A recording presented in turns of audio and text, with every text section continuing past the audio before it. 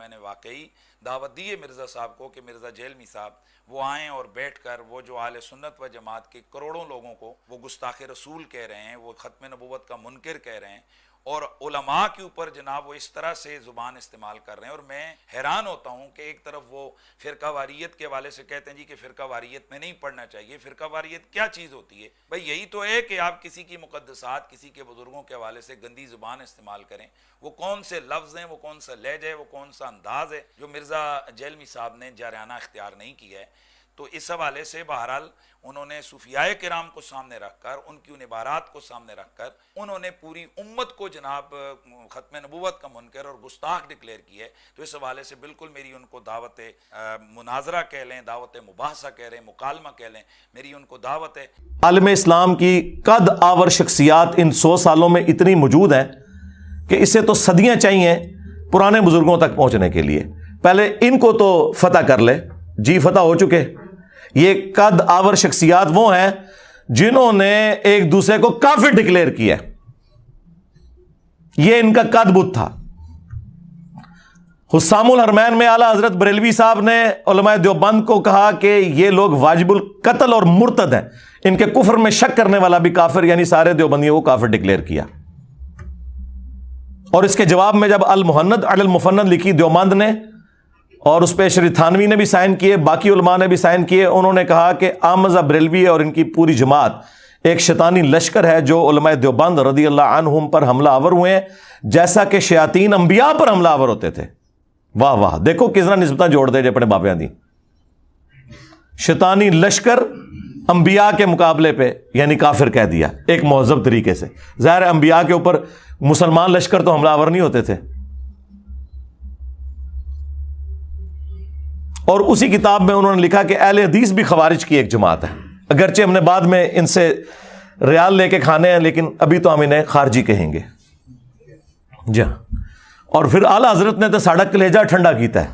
میں کہنا جی جو اعلیٰ حضرت ہے نا وہ اعلیٰ حضرت تو پھر اعلیٰ حضرت ہے۔ ہاں، ان سے پوچھا گیا یہ جو وہابی ہیں دیوبند اور اہل حدیث، ان کی مسجد میں نماز پڑھ سکتے ہیں؟ انہوں نے کہا کفار کی مسجد مثل گھر کے ہے۔ کہتے ہیں جی کافر نہیں۔ وہ اگلے دن نیو ٹی وی پہ کہہ رہے تھے کوئی ایک دوسرے کو کافر نہیں کہا ہوا۔ تو میں نے کتنا بڑا چیلنج دیا، اوے مولویو، اگر میں یہ ثابت نہ کر سکوں کہ تمہارے بزرگوں نے ایک دوسرے کو کافر ڈکلیئر کیا ہوا ہے، یہ ثابت نہ کر سکوں، میں اپنی ساری ویڈیوز ڈیلیٹ کر دوں گا، اور ٹائم قیامت تک ہے۔ آج لیپا پوتی کر رہے ہو، ہمارے بکس میں تم سب اکٹھے ہو گئے ہو، بغض علی میں ساری بنو امیہ اکٹھی ہو گئی ہے۔ یہ زومانی جملہ ہے، یہ بھی اس طرح کے جملے بولتے ہیں نا۔ بغض علی میں آج کی ساری بنو امیہ اکٹھی ہو گئی ہے، اور پھر سرکار جو احکام شریعت میں انہوں نے موتی بکھیرے ہیں، ہائے ہائے ہائے، ٹھنڈ پائی ہے۔ یہ میں اس لیے کہہ رہا ہوں تاکہ میں آپ کے بزرگوں کا گند آپ کو بتا سکوں۔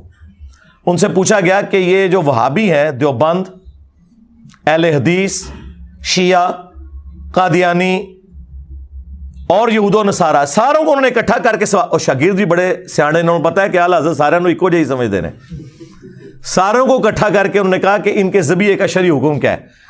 انہوں نے کہا کہ خواہ دیوبندی ہوں، اہل حدیث ہوں، وہابی ہوں، قادیانی، کافروں کو بیچ میں شامل کیا، رافضی ہوں، شیعہ ہوں، نیچری ہوں یعنی نیچر میں ماننے والے سر سید احمد خان کے فالورز، یہ سب کے سب 1,00,000 دفعہ بھی اللہ کا نام لے کر ذبیحہ کریں تو وہ مردار ہی رہے گا، اور یہ سب کے سب مرتد یعنی واجب القتل ہے۔ اندازہ کریں۔ البتہ یہود و نصارہ کا ذبیحہ حلال ہے۔ ہمیں کہتے ہیں یہود و نصارہ کا ایجنٹ، اور ان کے بزرگ وہ ہیں جو کہتے ہیں یہود و نصارہ وہابیوں سے، دیوبندیوں سے، شیعہ سے بہتر ہے۔ یہ اعلیٰ حضرت نے موتی بکھیرے اور وہ گند آج تک ہم صاف کر رہے ہیں۔ تو یہ قد آور شخصیات کا میں نے جواب دیا ہے۔ ان 100 سالوں میں یہ ہیں جناب قد آور شخصیات، اور جو میری زندگی میں ان کی حالت آپ نے دیکھ لی ہے۔ جو آپ کے بڑے بڑے قد ہیں نا، مفتی منیب الرحمان صاحب بریلویوں کے، مفتی تقی عثمانی صاحب دیوبند کے، اور ساجد میر صاحب اہل حدیث کے، اور ساجد نقوی صاحب اہل تشیع کے، ان کے نام تو میں احترام سے لوں گا۔ ان کے بچوں نے چونکہ کام آگے سے ڈالے ہوئے، لہٰذا بڑے تو بیچ میں آتے ہیں بچوں کے کرتوتوں کی وجہ سے، ان میں سے کسی کی جرت نہیں ہے کہ یہ آ کے مجھ سے بات کر سکیں ان کی خواہش کے اوپر. مجھے کوئی خواہش نہیں ہے بھائی. جن لوگوں کی اپنی ویورشپ سینکڑوں ہزاروں میں ہے, مجھے کیا ضرورت ہے کہ میں اپنے ساتھ بٹھا کے انہیں مشہور کروں. لیکن ان کا دعویٰ ہے کہ یہ سب سے بڑے ہیں اس زمانے میں, اور دوسری طرف ان کا میرے بارے میں دعویٰ ہے کہ میں نے نیا فرقہ لانچ کیا ہے. تو نعوذ باللہ, تمہاری بات for the sake of argument مان لی, تو اب پھر بڑوں کو بڑے کے ساتھ بٹھاؤ نا, اور ٹائم قیامت تک ہے. کہتے ہیں 10 لاکھ روپیہ دیں گے ہمارے مولوی کے ساتھ بیٹھ جائے. میں نے کہا تھا 20 لاکھ لے لو, بڑا لا کے سامنے بٹھا دو, کرسی پہ بٹھاؤں گا, قدموں میں بیٹھوں گا.